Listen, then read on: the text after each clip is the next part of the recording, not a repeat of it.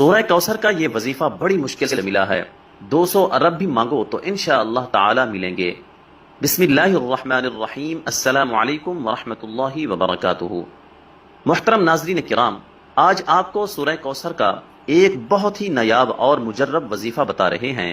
آپ نے یہ وظیفہ صرف اور صرف 3 دن کرنا ہے۔ صرف 3 دنوں کے اندر اندر آپ کی جو بھی بڑی سے بڑی حاجت ہوگی، جس بھی مقصد کے لیے آپ اس وظیفے کو پڑھو گے، آپ کا وہ مقصد انشاءاللہ 3 دنوں کے اندر اندر پورا ہو جائے گا۔ آپ کا مقصد کوئی بھی ہو، آپ کی حاجت جتنی مرضی بڑی ہو، چاہے آپ کی پریشانی کوئی بھی ہو، آپ جس بھی مقصد کے لیے اس وظیفے کو پڑھو گے، آپ کا وہ مقصد انشاءاللہ تعالی 3 دنوں کے اندر ہی اندر پورا ہو جائے گا۔ لیکن واضح کر دیں کہ آپ نے یہ وظیفہ صرف جمعرات، جمعہ اور ہفتے والے دن ہی کرنا ہے، یعنی جمعرات سے شروع کریں اور ہفتہ کو مکمل کر لیں۔ آپ نے 3 دن یہ وظیفہ کرنا ہے۔ انشاءاللہ یہ وظیفہ کرنے سے آپ کی ہر جائز حاجت پوری ہوگی اور آپ کی بڑی سے بڑی پریشانی ختم ہو جائے گی۔ آپ چاہے یہ وظیفہ اپنی خود کی شادی کے لیے کر رہے ہیں یا پھر آپ کی بیٹیوں کی شادی نہیں ہو رہی، اس کے لیے کر رہے ہیں، انشاءاللہ تعالی آپ کو اس میں بھی کامیابی ملے گی۔ اگر آپ بے روزگار ہیں تو آپ اس کے لیے بھی یہ وظیفہ کر سکتے ہیں۔ اگر آپ کے دشمن ہیں اور ان سے چھٹکارا پانے کے لیے بھی آپ یہ وظیفہ کر سکتے ہیں۔ اگر کسی سے محبت کرتے ہیں اور اس سے شادی ہی کرنا چاہتے ہیں اور اس کے دل میں آپ اپنی محبت پیدا کرنا چاہتے ہیں تو اس کے لیے بھی آپ یہ وظیفہ کر سکتے ہیں۔ آپ کی کوئی بھی حاجت ہو، کوئی بھی مقصد ہو، آپ اس وظیفے کے ذریعے اپنا مقصد پورا کر سکتے ہیں۔ آپ نے صرف 3 دن اس وظیفے کو کرنا ہے اور انشاءاللہ 3 دن کے اندر ہی اندر آپ کا ہر جائز مقصد پورا ہو جائے گا۔ اس وظیفے کو شروع کرنے سے پہلے درود شریف لازمی پڑھیں۔ درود شریف آپ ہمیشہ ہی ابراہیمی درود شریف پڑھا کریں۔ آپ نے وظیفہ کس طرح کرنا ہے؟ آپ نے سورہ کوثر پڑھنی ہے۔ تمام مسلمان اچھی طرح جانتے ہیں کہ سورہ کوثر قرآن پاک کی سب سے چھوٹی سورت ہے۔ اس کی 3 آیتیں ہیں اور یہ قرآن پاک کے 30ویں پارے میں ہے۔ آپ کی کوئی بھی حاجت ہے، کوئی بھی مقصد ہے، لیکن شرط یہ ہے کہ وہ مقصد صرف جائز ہی ہونا چاہیے۔ اس کو ذہن میں رکھ کر آپ نے یہ وظیفہ کرنا ہے۔ وظیفہ کرتے وقت پورا دھیان آپ کا وظیفے پر ہی ہونا چاہیے، دل میں کوئی بھی وسوسہ نہ آئے۔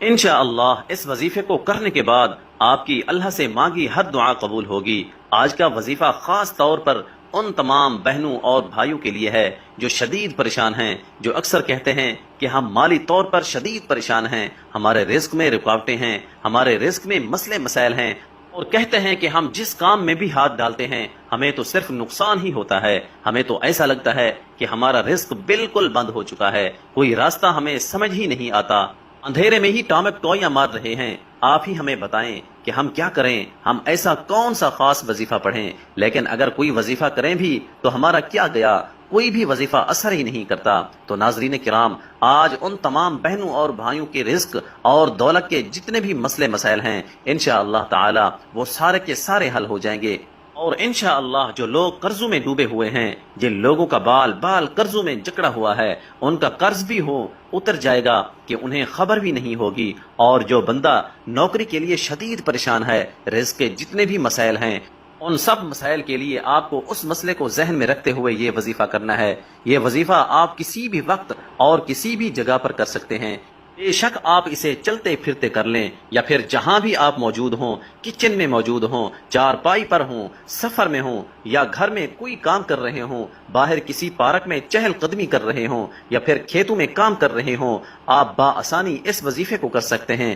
اس وظیفے کو پڑھنے کے لیے وقت کی بھی کوئی پابندی نہیں ہے، کسی بھی وقت آپ یہ وظیفہ کر سکتے ہیں۔ کام کر رہے ہیں، دن رات، صبح شام، بارش میں یا آندھی میں، غرض آپ ہر وقت کر سکتے ہیں۔ اگر آپ نوکری پر ہیں تو آپ اس سے مزید بہتر اور مزید اچھی نوکری چاہتے ہیں، یا نوکری پر آپ کے کسی سینئر کے ساتھ مسئلے مسائل چل رہے ہیں اور آپ چاہتے ہیں کہ میں ہی کامیاب ہوں، اس کے لیے بھی آپ یہ وظیفہ کرنا چاہتے ہیں، یا کسی بھی رزق کے مسئلے کے لیے آپ یہ وظیفہ کریں، لیکن اس مسئلے کو ذہن میں رکھتے ہوئے ہی یہ وظیفہ کریں۔ آپ کو اس عمل کو کرنے سے پہلے نیت لازمی رکھنی ہے کہ مجھے فلاں قسم کا کام ہے اور مجھے اتنی رقم مل جائے، انشاءاللہ تعالی اللہ پاک آپ کو اس سے کئی درجہ زیادہ عطا کر دیں گے۔ ناظرین کرام، اس وظیفے کے اتنے فائدے ہیں کہ کسی نے جب بھی یہ وظیفہ کیا اس کے فوائد اس کو اتنے ملے کہ اس نے پھر اپنی زندگی میں کبھی یہ وظیفہ چھوڑا ہی نہیں، اور پھر اس نے آنے والی ساری زندگی مستقل یہ وظیفہ کرنے کی عادت بنا لی، اور اب بھی وہ ان 3 دن لازمی یہ عمل کرتے ہیں۔ جب آپ لوگ سب سے پہلے یہ وظیفہ کرنے لگیں تو کوشش کریں کہ اس وقت بھی باوضو ہو جائیں۔ وضو کرنے کے بعد اگر آپ لوگ گھر میں موجود ہیں تو سکون سے ایک جگہ بیٹھ جائیں۔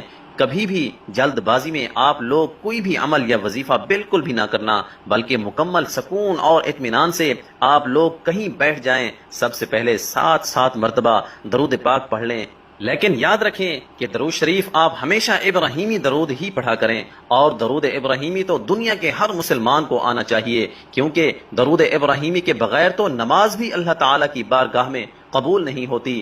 آپ سب 1 مرتبہ میرے ساتھ بھی درود ابراہیمی پڑھ لیں۔